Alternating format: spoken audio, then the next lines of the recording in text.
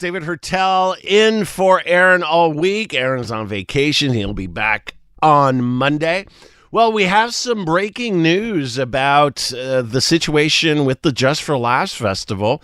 CTV News Montreal reports on its website that days before the festival cancellation, a bailiff seized assets from Just for Laughs, up to $800,000 worth of assets. That's following a dispute between a former employee and the Just for Laughs group. That employee won a judgment in court, and following that, the judgment ordered Just for Laughs to pay $660,000 in damages plus interest. That came out to $800,000. And to execute the judgment, there was a seizure. So now we know what precipitated, most probably, the announcement yesterday. I mean, if you have $800,000 in assets that are seized in a day by a bailiff, it's hard to continue your operations. So definitely more news to come on this developing story. Anyways, you can find all the information on the CTV News Montreal website. Now, let's move on to our next guest. You know him well. He is a Just for Laughs veteran, 17 appearances at the Just for Laughs Festival. A great comedian in his own right. I love him. Joey Elias is on the line. Joey, thank you for taking the time this afternoon. Hey, good afternoon. It's good to be talking to you. So tell me, what was your reaction when you learned the news yesterday? Shock and then sadness. It was, you wake up to this news that from the outside, everything seemed to be looking and working on all cylinders. Mm-hmm. They were doing the auditions. I know some people in Winnipeg had their audition last week. Oh, yeah? They went through with it. And so did Edmonton, I believe. So, everything was looking great. And then all of a sudden it was just bam. And then, it was sadness just because I know so all these young comics have already put in so much work, for them to audition and then to have this happen.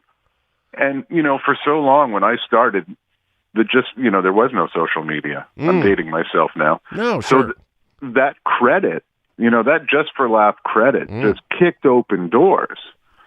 And then eventually, I'm not saying it diminished, but now, they can check you out online and whatever. So that also plays a big part in it because, over the last few years, as a performer, I've noticed that less and less industry people have been coming down only because they can now see whoever they want online. It's no longer the place to go to be discovered. No, I mean, and that's been, one of the shifts that, the evolution, if you will, of the festival over time. And when I started, I had the benefit of, like I said, that name kicked open doors. And I was very lucky, that the guys and the girls at Just for Laughs who were scouting liked me. And I got the galas and the Montreal shows and Bubbling with Laughter. And then I got to tour across the country with them twice.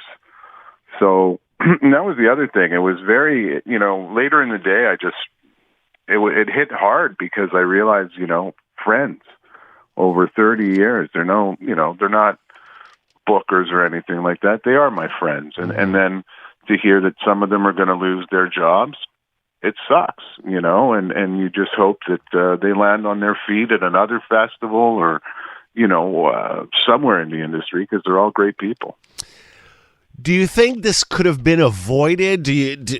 And I'm not asking you to come down on the Just for Laughs group, but at the same time, is there something you see that could have been done in the evolution of the way Just for Laughs was doing comedy that maybe could have, allowed it to modernize and to be able to keep up with the transformations in media and technology?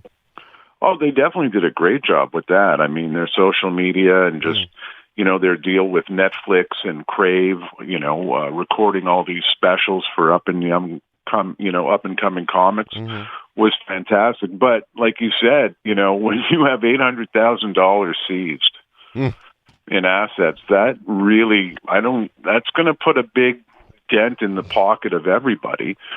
And so what I can say is, when they did order the group to pay this gentleman, the former worker, all this money, they could have, I'm not a legal by any means, but I'm sure they could have come to some payment agreement, and maybe they didn't have to go seize $800,000 in assets. And then, the festival will be going on. I mean, it's all what ifs and maybe other stories come out. But right now I feel for the young comics who put in so much work. Yeah.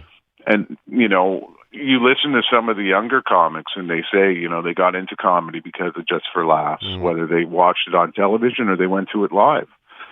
And I mean, it brings so much more to the city as well. And that's the devastating part. I mean, we don't have to go into detail about how our downtown core is not the downtown core it used to be. And now, I heard Andy Noman this morning talking to Andrew, and it was something like $18 million during those 2 weeks is generated just by tourism. So, when the city's trying to rebound, this isn't the greatest news. I mean, it wouldn't be great news even if the city was doing well and looked great. But, everybody needs a laugh now more than ever. And but the good news is, as you know, there's a comedy club, in the old Forum and the Comedy Nest, and it's 52 weeks, and it's great local comics like when I was a young man, that's where I started, and that's where you can go see the stars of tomorrow. I pop in, Heidi Foss, David Acker, David Pride, we all pop in. I know. I saw you last year. I always enjoy it. No, it's great.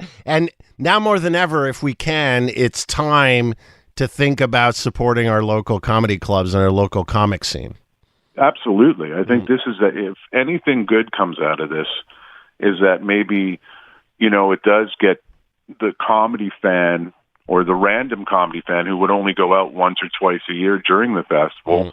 Now they'll go and venture out and, find their favorite comedians that are in Montreal that they can see on a regular basis.